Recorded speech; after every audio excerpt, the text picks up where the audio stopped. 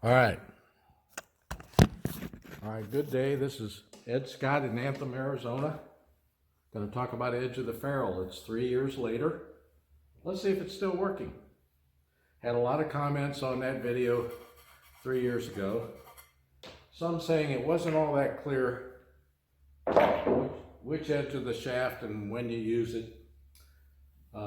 Didn't address the use of English along with the aiming system. So we're going to try to make it a little clearer and use some diagrams to explain why it works. Okay, it's simple. Suppose we're going to cut the one ball into the left corner pocket. Cut to the left, use the left side of your shaft. This is my left side.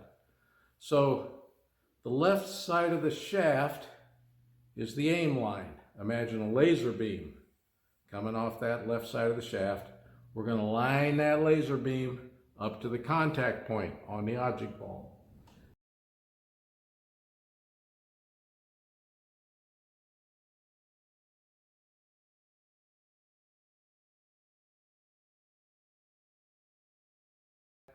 No magic there. Draw your shot line to the center of the hole. Or if you're a pro, you can slightly favor the pro side, which is here, the one with the more open facing angle. But draw your line where the shot line emerges through the object ball, that's the contact point. Or if you were shooting the one ball directly into the hole, that's where you would hit it, on the contact point. So I'm not putting that on the spot. I'm going to put it right there. Now, cut to the left. We use the left side of our shaft. Laser beam coming off the left side of the shaft. We'll explain why that's what we want to do. And we line that laser beam up to the contact point. Contact point's right here. And we're going to line that laser beam up. When cutting to the left, use the left side of your shaft as your aim line.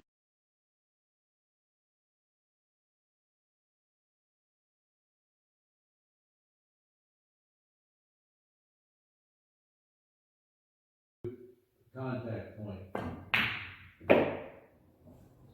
Now, when we cut to the right, let's do this shot. We use the right side of our shaft.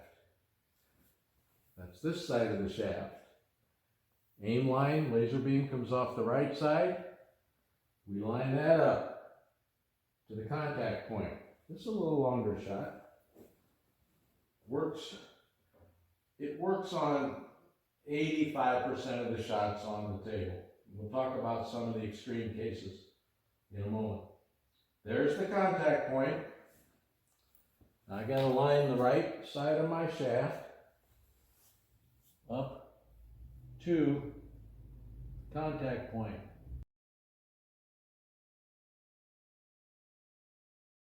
When cutting to the right, use the right side of your shaft as your aim line.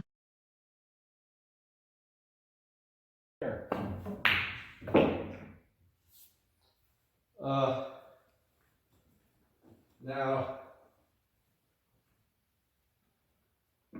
let's talk about the bigger cuts.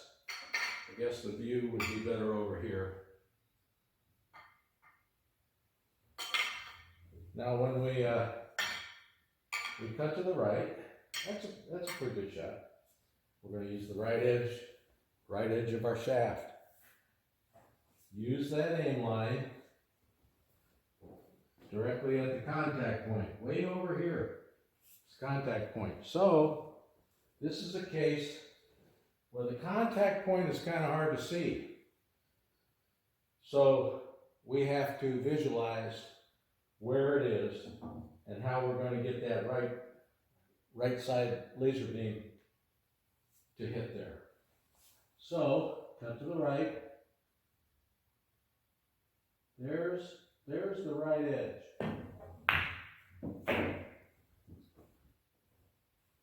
And cut to the left. A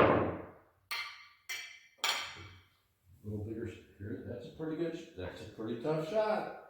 That's about a 65, 70 degree cut. There's the contact point.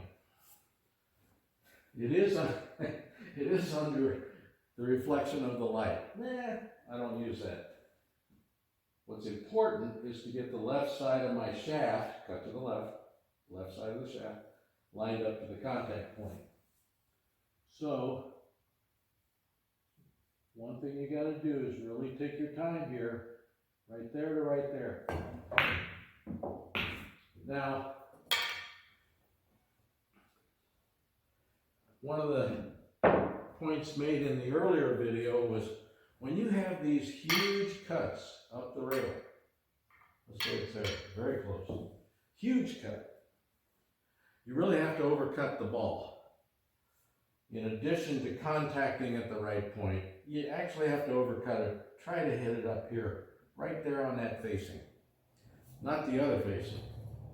Because the collision-induced English starts a spin on the one ball and it's slowly approaching, it'll walk to the left. You'll miss the shot. You'll undercut it. So, we are really trying to overcut this right there. Ooh, I overcut it. Still made it. All right, now make one point about English.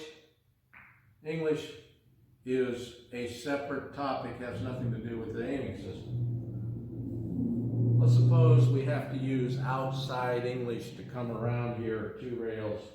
We want to get way over here.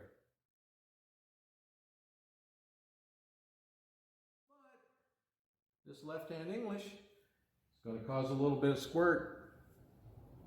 We're going to hit this medium speed, a little bit of squirt, so we have to add a little extra touch of cut to compensate for the squirt to the right, which is an undercut. That has nothing to do with the edge of the ferrule aiming. I'm still lining up on the contact point, then I'm going to make a little adjustment for that squirt. So, right edge of the shaft, there's the contact point. Now, here comes the squirt. And I actually added a little bit of extra cut to that shot. Now, last thing, I like short videos. We're going to show in the diagrams why edge of the ferrule works and why it's my choice of aiming systems. Okay, cut to the left. We're using the left side of the shaft to aim at the contact point. But let's go back to day one when we were all taught center ball aiming. In other words, not only are we taught that, that's the natural thing to do. There's the contact point. We're all taught. Get over the center of the cue ball, hit the cue ball in the middle, and aim at the contact point. It works. The problem here is that's the wrong aim line. Let's look at it. Look at it a little closer.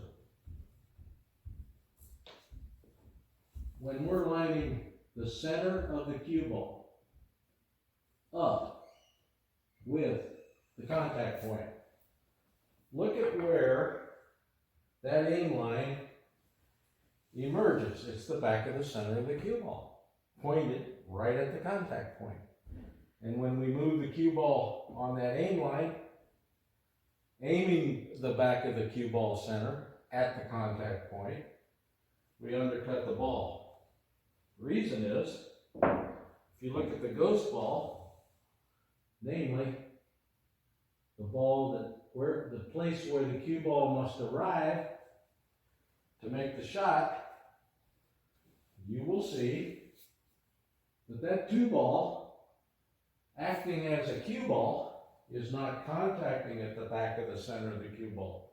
when we aim the cue ball down this aim line, back of the center, it actually comes in about right there.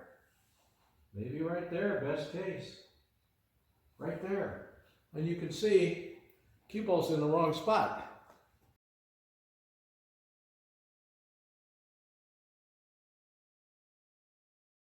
Center ball aiming pushes the cue ball to the wrong place, causing you to undercut the shot.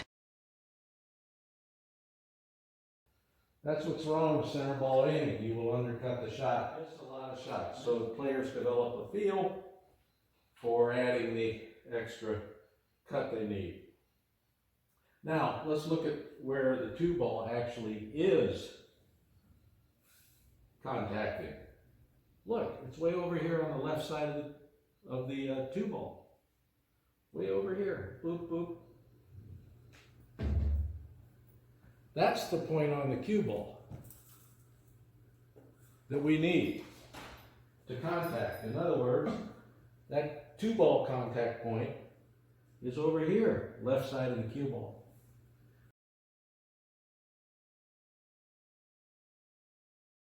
To find the correct spot on the back of the cue ball, look at a point on the ghost ball that is contacting the object ball. Here. Here. Not here.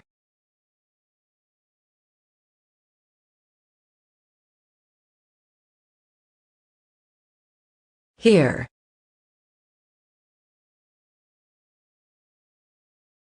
Not here. Think about that for a second.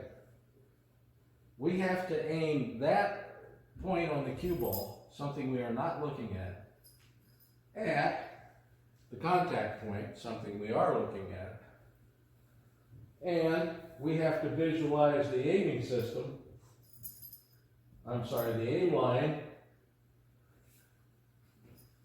that allows that point to contact the object ball. That's a lot of things to look at. Look at the center of the cue ball, look at the cue stick, how it's contacting, look at the contact point down the center line, but also visualize this point on the left and that aim line. That's 4 things to look at. Very difficult to do. Very error prone. So, edge of the ferrule. Cut to the left, use the left side of your shaft. What does that do? If you look at it, instead of aiming the center of the cue stick, we're aiming something to the left, which means the spot on the cue ball where that aim line emerges is over on the left. That's what we want. Moreover, when we aim that aim line, we have to adjust the aim. We have to shift the aim line a little bit to hit the contact point. We kind of shift to the right when we're setting up. But we only have to look at one thing. Look at your aim line, down the left side of the shaft, look at the contact point.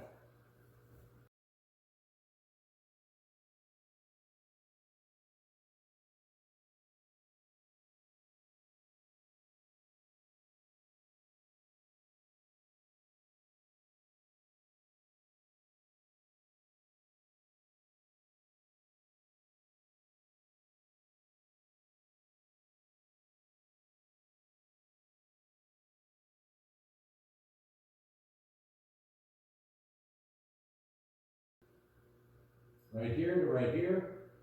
There it is.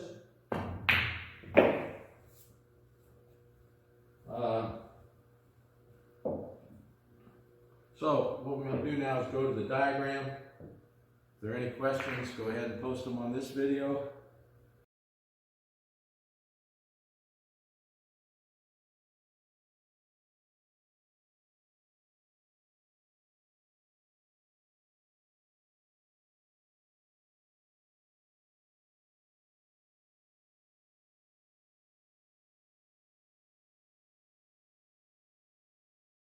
The only other point I could make is that all of your well-known aiming systems are really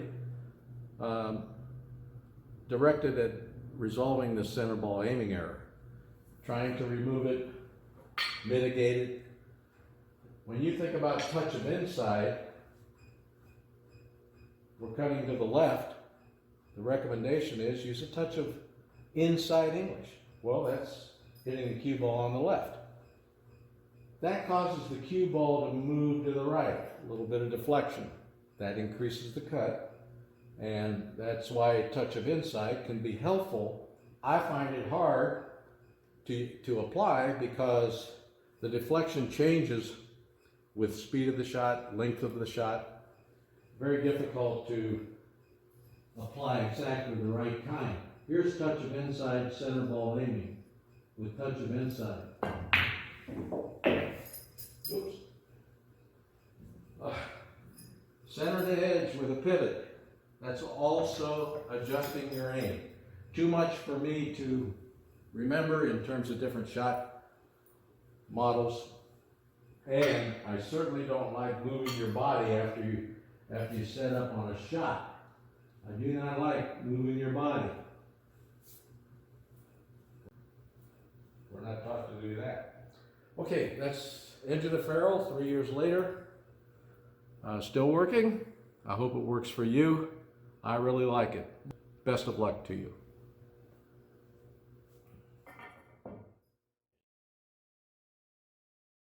This system will feel unnatural for a while because it is unnatural.